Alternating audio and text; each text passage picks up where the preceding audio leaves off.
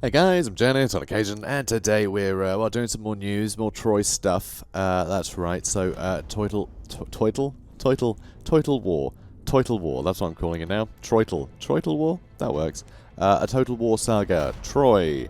We're gonna look at the fact today because it's here, and why not? So yes, a Total War Saga Troy will reconstruct one of the greatest stories ever told, inspired by Homer's Iliad. Troy will let you forge a heroic legacy in the late Bronze Age, the furthest back in time the Total War franchise has ever travelled.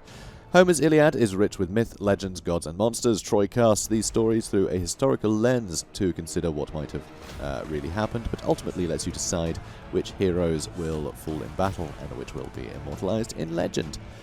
Classic Total War then. In Troy, the fate of Aegean civilization will be in your hands. Each choice you make will shape the lands of the mythical heights of Mount Olympus to the arid deserts of Lemnos. Experience history as it might have been, or shape the legend for yourself in this unique chapter of Total War. The battlefields will tremble under the feet of renowned warriors like Achilles and Hector, but it will take more than brute force alone to lay claim to the legendary city of Troy. You will need to deftly manage a barter economy, conduct diplomacy among friends and foes, and carry the favour of the gods themselves before etching your name in the annals of history. So, yeah, there is also a trailer, which I've linked in the description if I've remembered. If I haven't, shout at me. That's the usual. That's the way we usually do things around here, frankly. So, right, here comes the iffy bit, which I mentioned in the other video already, but when will Total War Troy be released? Well, actually, I'm not sure if I even mentioned when it was released. Oops. Comes out on the 30th of August, but it's an Epic Store exclusive. I can't speak today. It's very hot in here, by the way.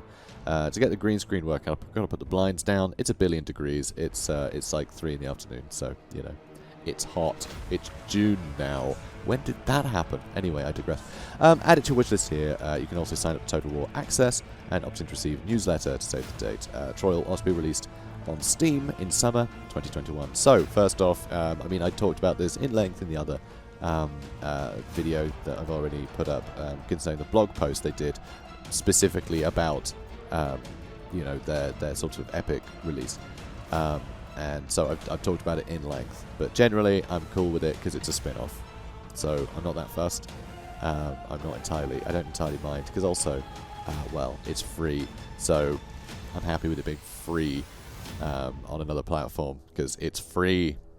So fine. Will a Total War Saga Troy be available from other online retailers? A Total War Saga Troy will be available via the Epic Games Store from the 13th of August and later on Steam. Yeah. Currently, that is the only platforms they're planning to release it on. But they did say in the blog post that this is sort of like this is their way to help develop the infrastructure that allows them to release Total War games on multiple platforms at once, which is much more pro-consumer than any kind of exclusivity. Because if you think about it, it's been a Steam exclusive forever. You know, all of their games have. So them opening it up so people can buy it on whatever platform they want to in future, that's brilliant. That's just a good precedent to set. So if this is what it takes, again, I'm cool with it. You know, it'll do. So how do I claim my free copy of Total War Saga Troy? Visit the Epic Games Store at release and pick up your copy. So yeah, just download the Epic Games Store client. You know, make a free account. Click get. I'm pretty sure it actually says get. I think that's the thing. They give free games out all the time. Anyway, if I own a Total War Saga Troy on Epic, will I need to rebuy in order to play on Steam? The answer, sadly, is yes. You'll have to buy it on whatever platform you're playing it on. It's, you know, Steam and Epic, it's a different store, right? It's a different store. One isn't going to allow the other one to eat their sales and still, you know, deliver it. That would be bizarre. So, no. Why did you decide to release a Total War Saga Troy on the Epic Games Store? There's a blog. So, for a detailed breakdown on the details of Epic exclusivity, check out my other video. See how I inserted that flawlessly? Yeah, I'm good at this. So, will any other releases be Epic Game Store exclusives? We currently have no plans for any future games to be Epic exclusives. We do not want to be more platform agnostic moving forwards. This decision is part of that. And we would like future games to be available on the Epic Game Store, but that's in addition to being available on other platforms such as Steam. So this is a step to them allowing them to put it everywhere. So that's good. Will cross-platform play be supported? We currently have no plans to support cross-platform play between the Epic Games Store and Steam copies of a Total War Saga Troy. Now that is actually a bit of a pity. They did say specifically Total War Saga Troy, but currently it's a year away from being out on Steam, right? If it becomes something that's important, if the player base remains high and multiplayer kicks off with it, then yeah, they'll probably do that. But if they want to release a game like Total War across any platform, if they really want to be pro-consumer, they need to make sure that, you know, they're not being forced to pick whatever platform their friends have got it on, right? Because that would suck. So, yes, currently no plans, but they've got a year. So, I have faith in them, because generally pretty damn cool studio, all things considered. I know I'm a corporate shill, you know, I'm in their partner program, but still, I wouldn't have covered their games for so long if I thought they sucked. So, you know, so that's where I am. So, yes, I'm a corporate shill, but by choice, right? Besides, they don't pay me, so I can't call myself a shill. Anyway, will de novo or similar digital rights management DRM software be implemented via the Epic Games Store? Yes, planning on using de novo. Guys, like, you saw what happened to Doom. Like, come on. I mean, I get that's not the anti-cheat, that's the DRM nonsense. But, like, just why? I like there being upfront about it, but don't use it, you know? Like, they're just asking for people to be mad at you, but... Oh, God. Will modding be supported on Epic? Currently, the Epic Games Store does not support mods. However, it is on Epic's roadmap. So, that must have been a big discussion point, you know? Because mods are pretty big in the Total War community, you know? People love their mods, so... saying no mods is pretty crappy. Although, technically, it's not no mods. It's no mods installed through the launcher. Like, there's no Steam Workshop, but it doesn't mean that you couldn't download mods from, like, you know, Mod Nexus or something. I'm sure there'll be a way to, like, install mods. It's just not supported by the launcher yet. Hopefully soon, because mods, right? Mods. About the game, what is Total War Saga? What is a Total War Saga title? Total War Saga titles take the grand strategy and real-time battles of a core Total War game and channel them into an intense flashpoint of history, letting you experience and ultimately determine the outcome of pivotal moments in history when the future of entire nations hung in the balance. So, yeah, I guess the whole point is intense flashpoint is a smaller area. That's... I'm translating. Someone has to.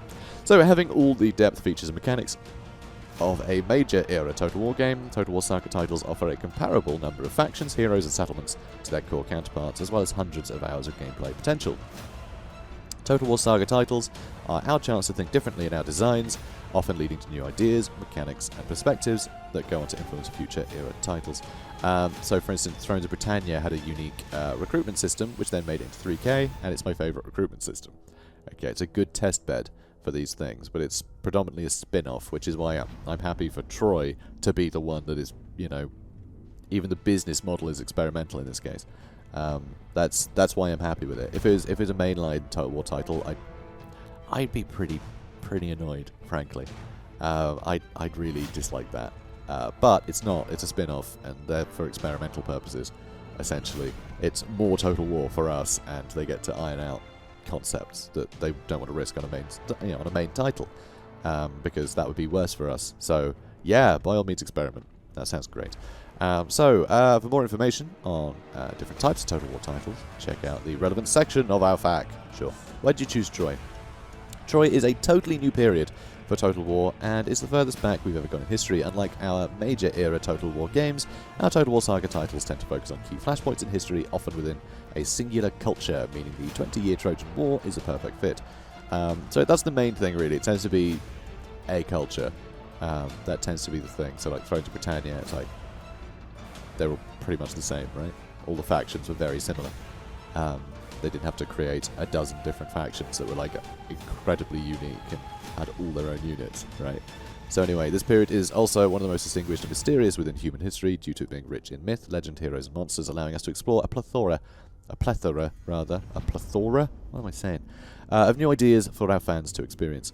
How did you go about the research to this period? Given that the Trojan War period is steeped in mystery, we took a unique approach to our research methodologies, using both mythological sources such as Homer's Iliad, as well as historical data such as archaeological recordings and expert materials on the Bronze Age collapse. This merging of source material not only gives us a more accurate representation of what the period most likely resembled, but also provided us with our core truth behind the myth design pillar.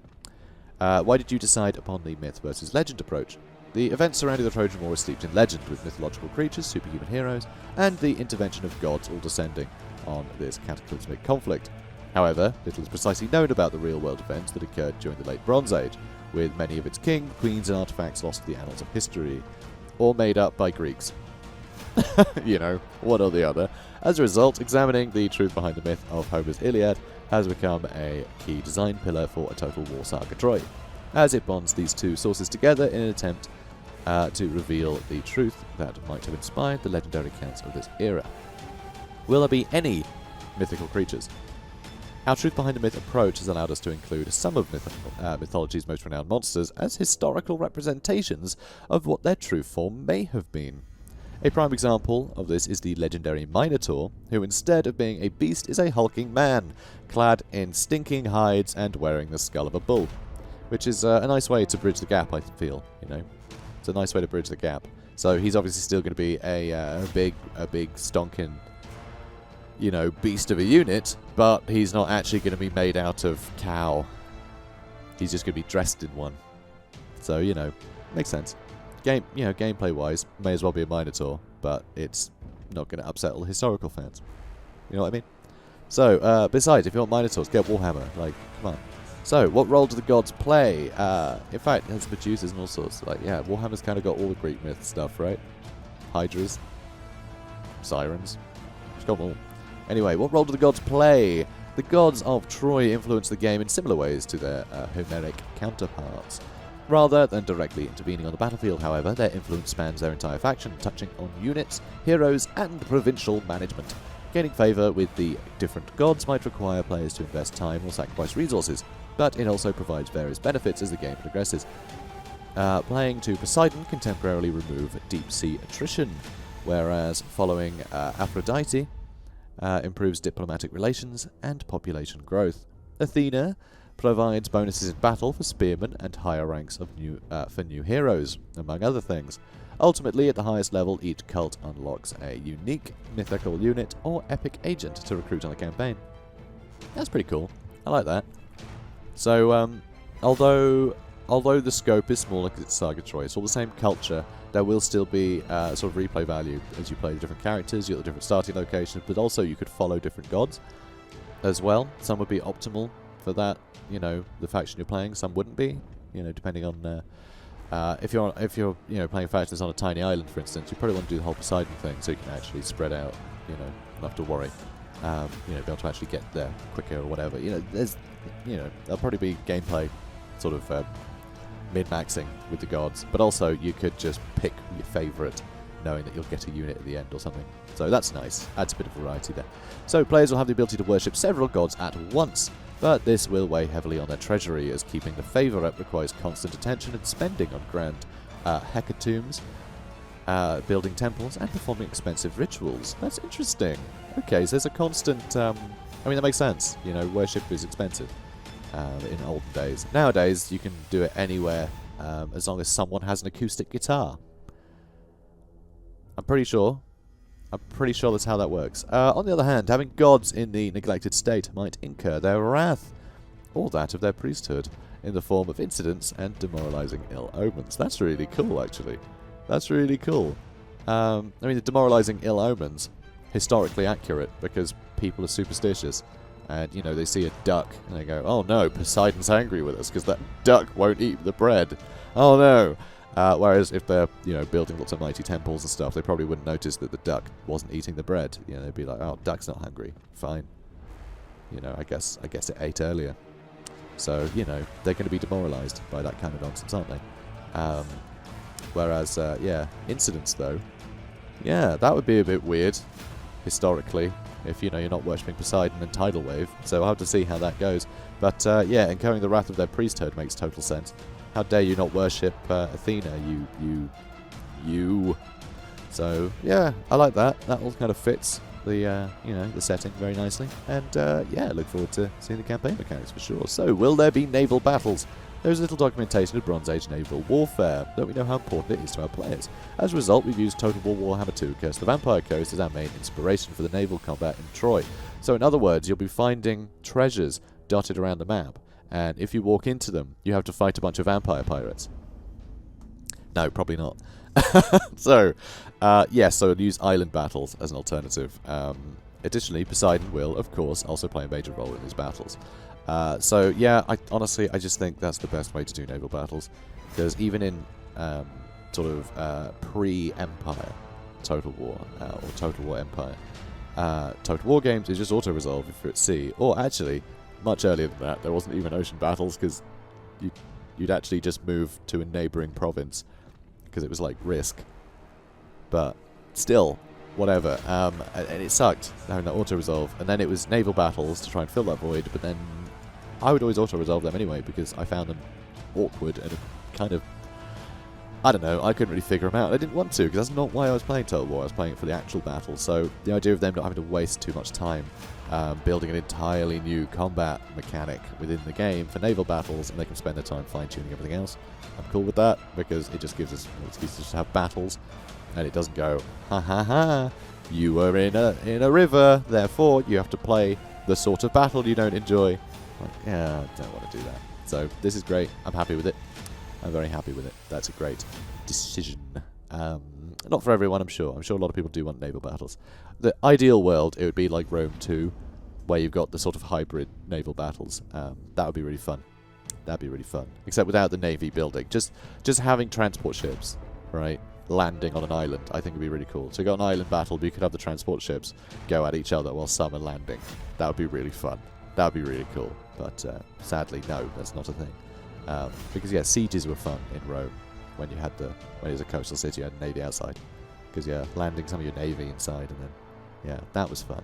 But generally, naval battles is very cheap to do, and is more of why I love the game. So that'll do. I'm happy with that. Will there be any dueling mechanics like in Total War 3 Kingdoms?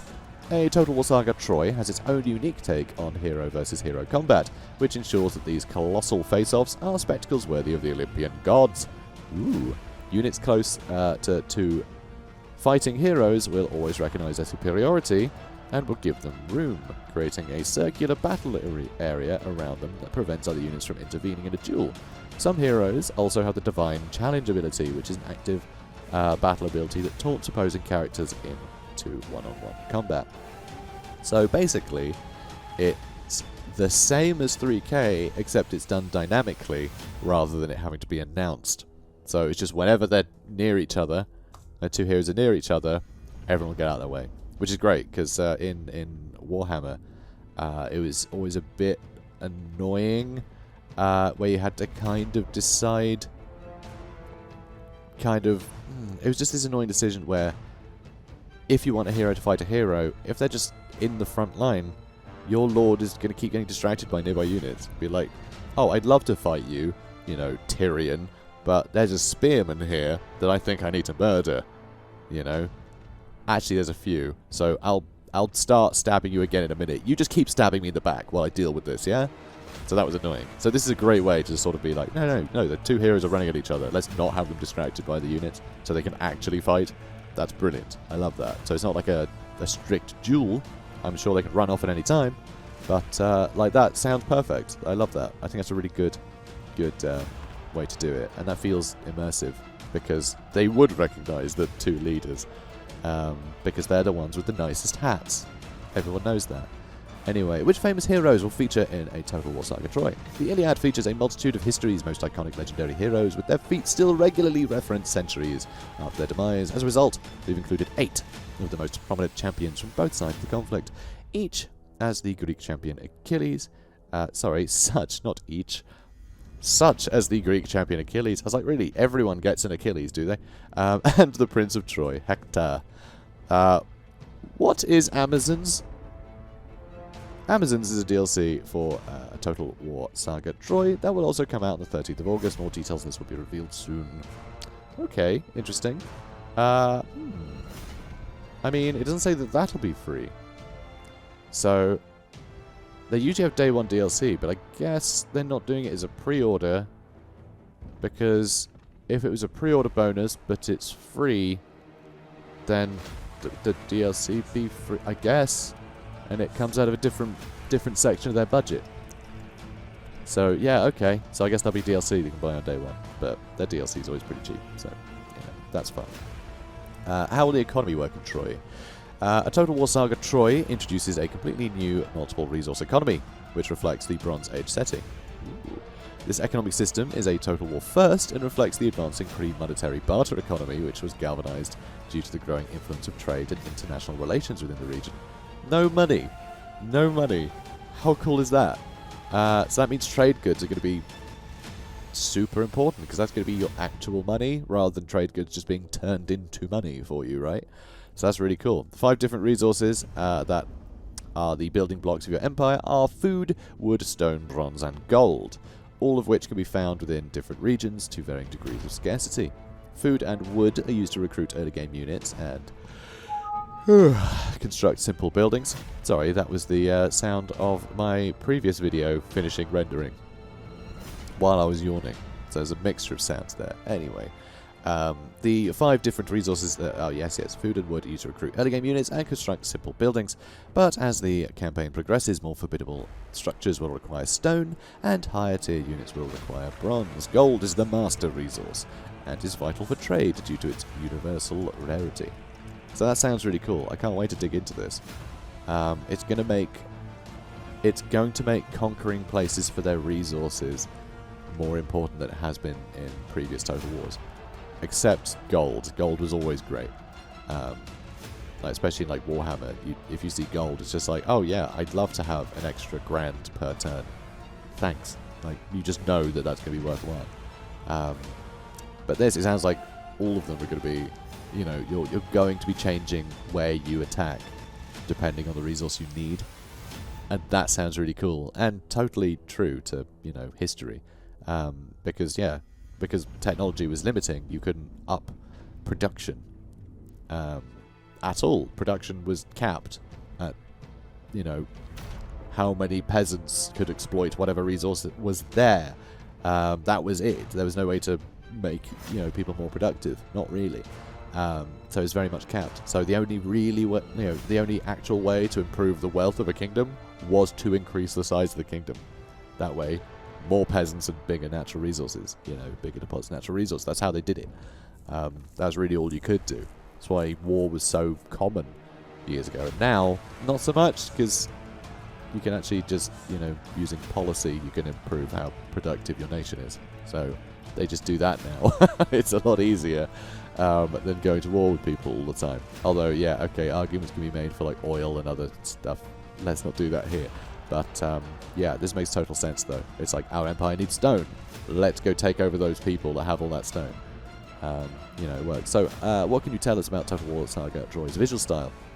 With stunning visuals and romanticized art style, Troy embodies an age of legend. You'll see this echoed throughout the campaign overview and user interface, which blends the Hellenic artistry of the Iliad with the reassured reputation of the Bronze Age Mediterranean. Is there a Trojan horse? Very good question. Very good question. A Trojan horse will have a major role to play within the Troy campaign. However, it will be portrayed in line with the theories surrounding its real-world representation, rather than its equine-shaped portrayal of the Iliad. Aww. The Trojan horse mechanic will also will appear in the campaign at specific moments, and can provide significant bonuses to players should it be acted upon quickly enough. How interesting. What role will diplomacy play? As with all Total War games, diplomacy will play a key part in Total War Saga Troy. Troy's diplomacy system builds on what we learned from Total War 3 Kingdoms, allowing you to keep your allies sweet, your enemies in their place, and change the entire course of Trojan War should you choose to. We'll also be introducing plenty of new diplomatic features, which are unique to Troy. Watch this space for more information as we release it. That sounds great. Diplomacy, I mean, 3K did so much for diplomacy. So much. Just not having... Just coalitions, well, I think were the biggest thing. Because being able to have an alliance with someone that wasn't so rigid that, you know, every random slight that they perceived from nearby factions would result in you having to be at war with someone else. You know, that was really annoying. Especially when you had two allies that would declare war on each other, and then you were the dickhead. It was so annoying. But in coalitions, it didn't happen because it was actually everyone was in coalition, so they all agreed that they were all allies to each other. So you didn't have this annoying thing where they were declaring war on each other. An alliance was a group effort. It wasn't lots of various alliances strung together. Although I guess history has also done nonsense like that. Look at World War One. You know, Franz Ferdinand. Blah. Everyone's at war with everyone, thanks to strings of treaties between all the European powers. Total nonsense. So if they had 3K's coalition mechanics, we wouldn't have had World War One. So, yeah. How about that? So yeah, pretty cool. Pretty cool. Some good things, some bad things, but I think all the bad things are disguised by the fact that it's going to be free, so I can't really be bitter about that. Also, spin-off. Not a mainstay title. It's a Total War Saga, and it's free. So, at the very least, it's worth a try. So, you know, sod it. Lovely stuff. Alright, guys, well, that's that. That's that. We've done the FAQ now. So, we can all FAQ off home. So, guys, if you enjoyed this, please do comment, like, and subscribe, and I'll see you in the next one. Have a good day, guys.